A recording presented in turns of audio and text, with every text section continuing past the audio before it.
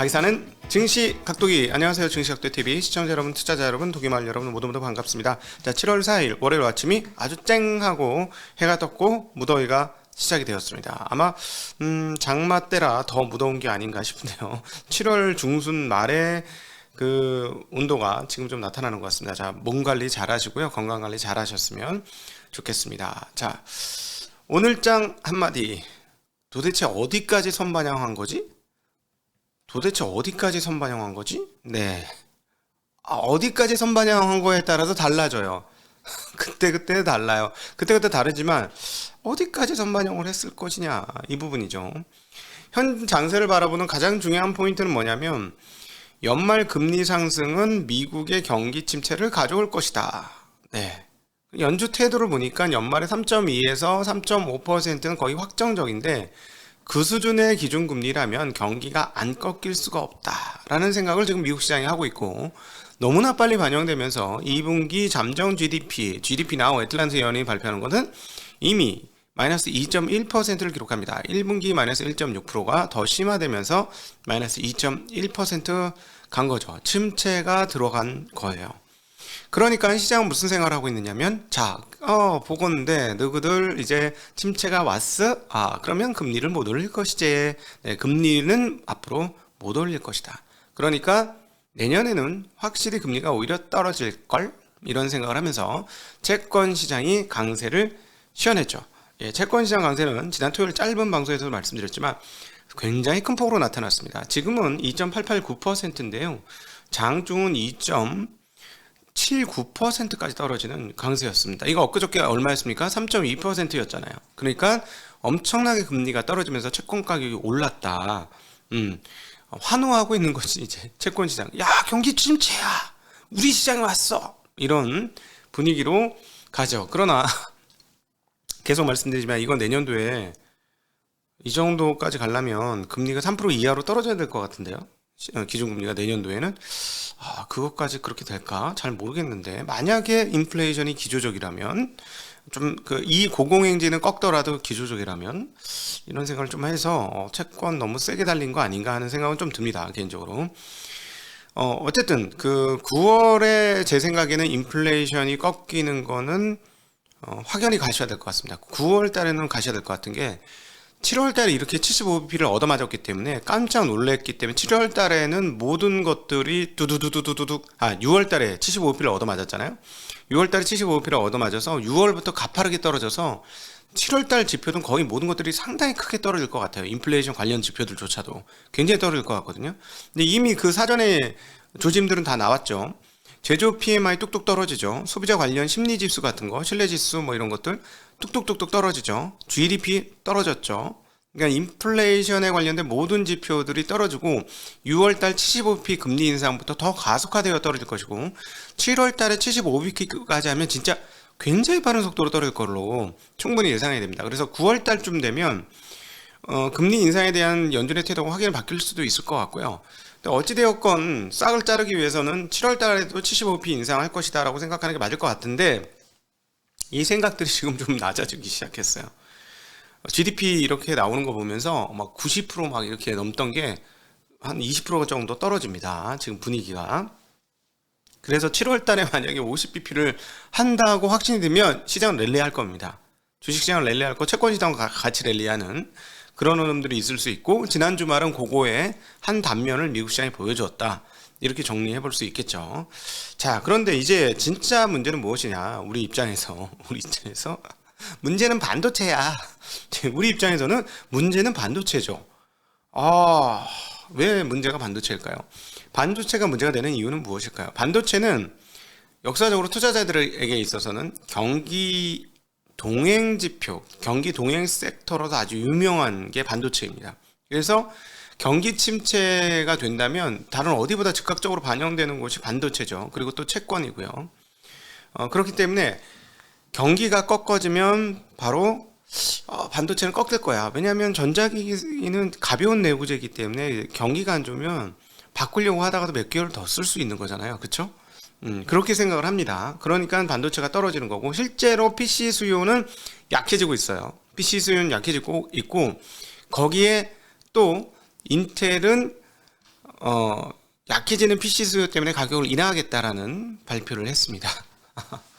아주 금상첨화네. 확실히 보여주네. 뭐가 다 꺾이고 있다는 거. 그런데 말입니다, 여러분. 메모리 입장에서는 PC 수요보다 더 중요한 건 어디죠? 서버 수요예요. 그쵸?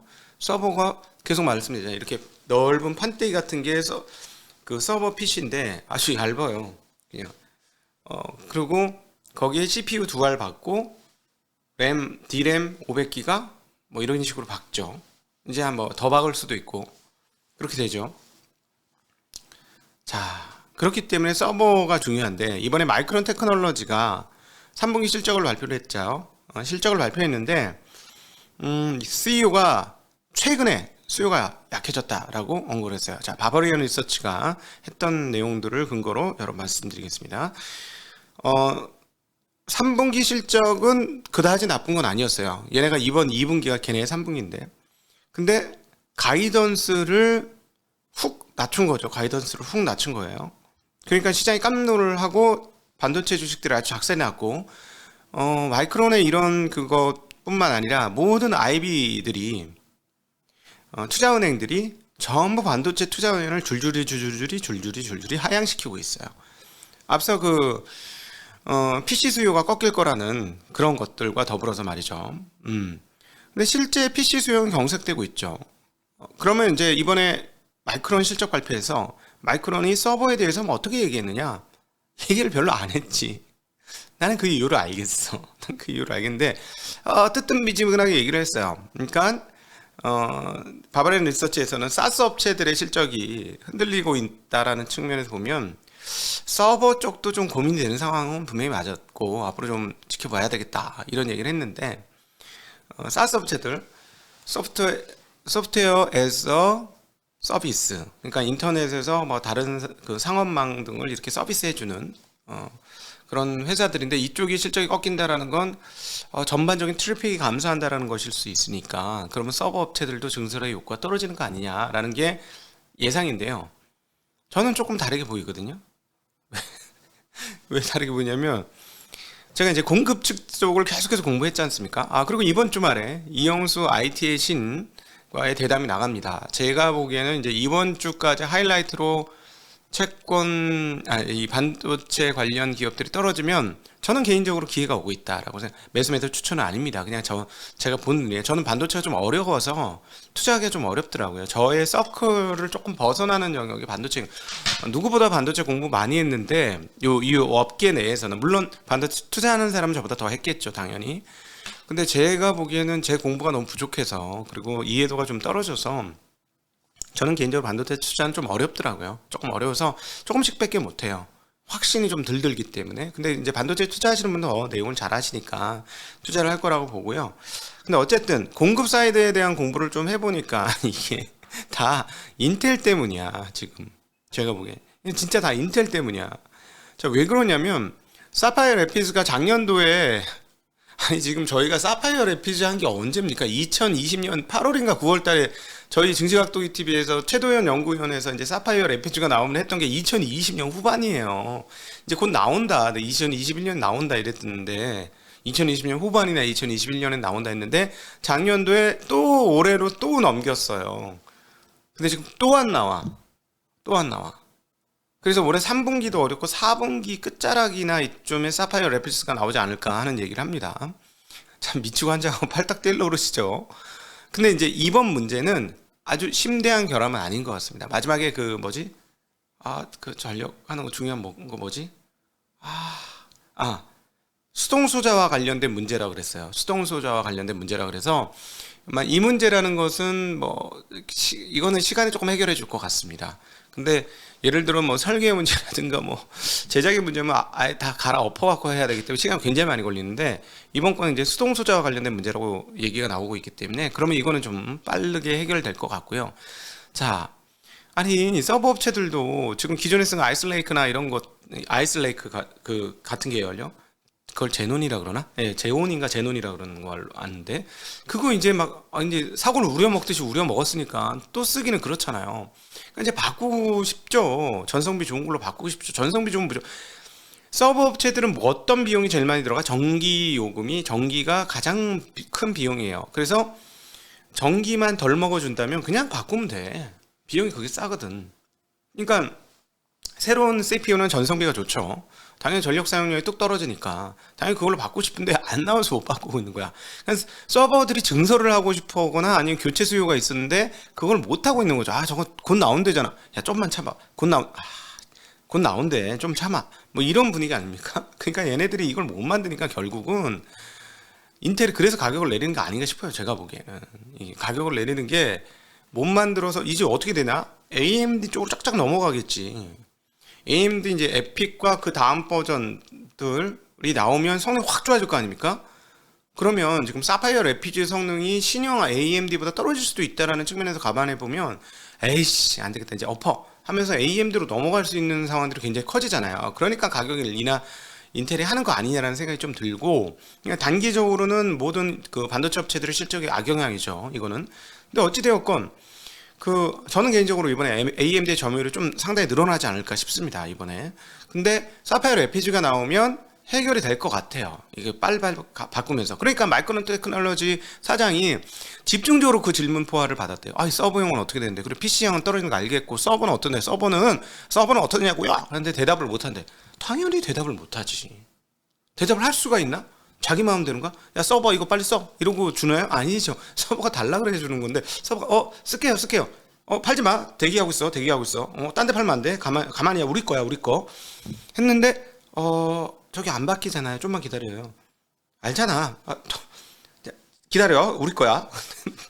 또 연기야. 조금만 더. 지금 이런 상황 아니에요. 그리고 진짜 중요한 포인트 하나는 언제 수요단에 의해서 좌우됐습니까? 반도체가 공급단에 의해서 좌우되죠. 주말에 말씀드렸지만 반도체 회사들이 반도체가 없어서 반도체를 못 만드는 세상이 펼쳐졌어요. 골 때리는 상황인데 이것은 이미 노광장비 쪽에서의 그 ASML의 지난 분기인가 그 실적을 보면 알아요. 못 만들고 있어요. 네, 못 만들어요. 지금 작은 잘잘한 반도체들이 없어서. 그래서 어떻게 된다? 장비 공급. 지금은 P3 라인이 삼성전자 P3 라인이 지금 낸드만 깔았어. 왜? 노광기가 들어와야지 D램하고 파운드리 쪽을 깔 거 아닙니까? 라인을. 노광이 안 들어오는데 무슨 라인을 깔아? 제일 중요한 게 안 들어왔는데. 그러니까 아예 안 깔면 못 깔고 있는 거죠. 그러니까 더군다나 이게 연결돼서 어떤 상황이냐? 장비 업체들이 장비를 발주를 안 내는 거지. 지금 다 대기상 좀만 기다려. 다 좀만 기다려. 야, 그러니까 실적은 꺾이겠죠. 제가 보면 실적이 꺾입니다. 자, 그다음으로 그럼 내년은 어떻게 될 거야? 내년은 비트 그로스가 납니까? 응? 비트 그로스가 나요? 비트 그로스가 예를 들어 35도, 45도로 항상 났어. 내년에 올해가 여기면 내년에 여기에 점이 찍힐 거야. 공급량이 비트 그로스가 항상 뻔하니까. 그러니까 여기에 맞춰서 사람들 다 생각하는데 만약에 요 절반에서 찍혔어. 비트 그로스가 어떻게 될까요? 가격이 오릅니다. 가격이 올라요. 그리고 서버 업체들이 그걸 지금 눈치를 까고 있을까 안 까고 있을까? 눈치를 까고 있죠. 옛날에 한번 작살 났었는데 2018년도, 2017년도, 16, 17, 18년도 그 사이에. 에? 그래서 그때 삼성전자 실적 보셨잖아요. 미친 실적 나왔죠. 미친 실적. 영업이익이 몇 프로야 그때. 전사 영업이익이 거의 50% 아니었나요? 2018년에. 그렇다면 그럼 반도체 영업이익이 얼마야? 7, 80% 아닌가? 그러겠죠? 저 정확한 기억이 아닌데 하여튼 반도체 50% 훨씬 넘었던 것으로 기억을 하고 있어요. 그래서 전사익이 거의 50% 났던 걸로 기억하는데 그럼 도대체 얼마를 벌었다? 그냥 주세요. 원하는 대로. 돈 불러 줄 테니까 돈 다 줄 테니까 빨리 좀 줘.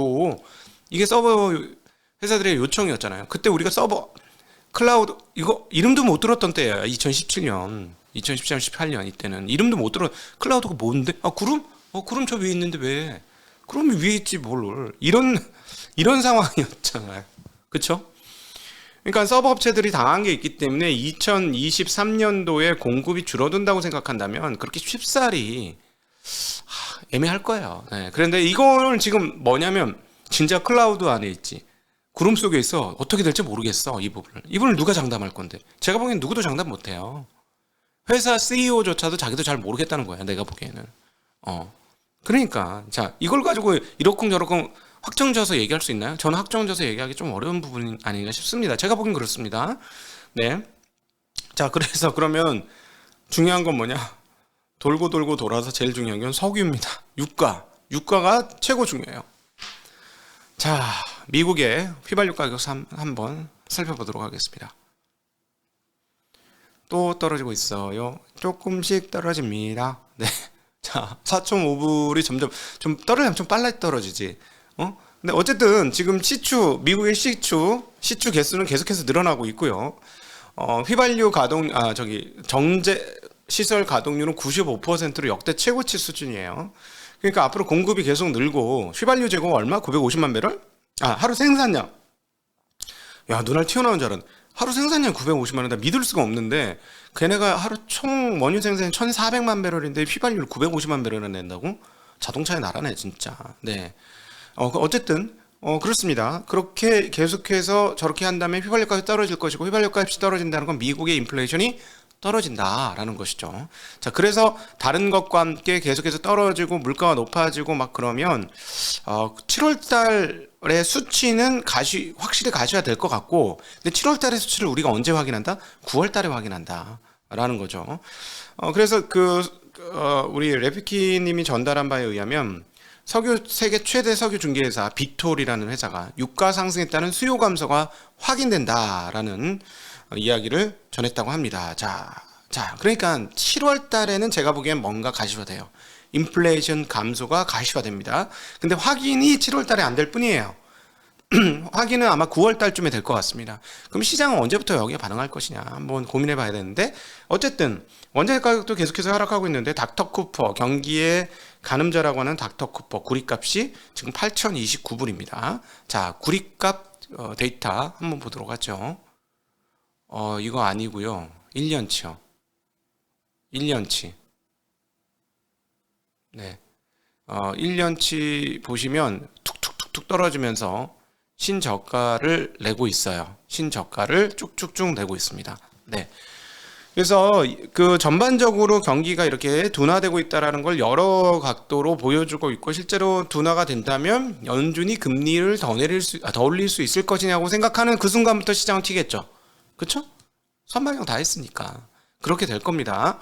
그럼에도 불구하고 만약에 연준이 여기서 기대 인플레이션을 꺾는 위치에 있지 아니하고 그냥 시장의 그 바람처럼 금리를 인상을 약하게 하게 되면 랠리가 의외로 빨리 세게 단발로 올 수 있어요. 그러면 내년도에는 진짜 문제가 될 수도 있다. 다시 침체가 올 수도 있기 때문에 인플레이션 심리가 고개를 다시 들어서 금리를 계속해서 올려야 되는, 계속해서 내년까지 조금씩 계속 올려야 되는 상황이 오면 그 다음에는 진짜 위기가 올 수도 있다는 건 머릿속에 기억을 하셔야 될 것 같습니다. 자, 테슬라 이야기 해야 되겠죠? 네, 바바렌 리서치가 전달해준 내용입니다. 2분기 인도량이 25만 4,695대, 1분기는 31만 대. 네, 역시나 중국이 중요했죠. 네. 다른 추정치는 많이 떨어졌어요. IB 추정치는 컨센이 27만 대였고 도이치에는 24만 5천 대였으니까 도이치가 예상했던 것보다 좀 더 넘게 나왔고, 상하이 공장이 4월 19일부터 가동을 재개했었다고 합니다. 그리고 6월은 월간 생산량이 역대 최고였다라고 언급을 하는데요. 제가 보기에는 31만 대 1분기 했으면 곱하기 4 하면 3, 4, 12, 120만 대잖아요. 이걸로는 안 돼요. 주가 못 올라요. 이걸로는 못 오르고요. 자, 작년도에 얼마를 했습니까? 92만 대, 93만 대 했죠. 93만 대. 근데 전년 대비 얼마 늘었죠? 87% 늘었습니다. 그래서 1000달러 이상으로 테슬라가 가기 위해서는 이번에도 87% 인도량이 늘어야 돼요. 제가 보기에는. 거기에 육박한 수준이 올라야 돼요. 자, 그러면 거기에 170만 대가 넘어야 되죠. 한 180만 대 가까이 돼야 되는 거잖아요. 170만 대 넘어야 되는데 올해 이번 것 때문에 안 돼요. 그러면 이거는 이제 주가가 빠졌으니까 인정이 되는 것이고, 자, 그러면 어떻게 돼야 되느냐? 1분기 인도량이 31만 대인데 분기별 상승을 해주면서 3분기 실적이 나와야 됩니다. 3분기 실적이 꽤 많이 나와야 돼요. 예를 들자면 뭐 한 50만 대 가까이, 한 45만 대, 40만 대, 하여튼 40만 대 이상 이렇게 나오면 45만 대에서 50만 대 정도 나와주면 다시 1000달러를 향해서 갈 수 있지 않을까? 라는 생각을 해봅니다. 근데 그렇지 않다면은 애매해지는 거죠. 그럼 애매해지는 겁니다. 자, 모델 S하고 X의 인도량은 16,162대, 생산량은 16,411대였고요. 모델 3의 Y의 인도량은 23만 8,533대, 그리고 모델 3의 Y의 생산량 24만 2,000대였다고 밝히고 있습니다. 이거는 전략을 잘 짜고 있는 거예요.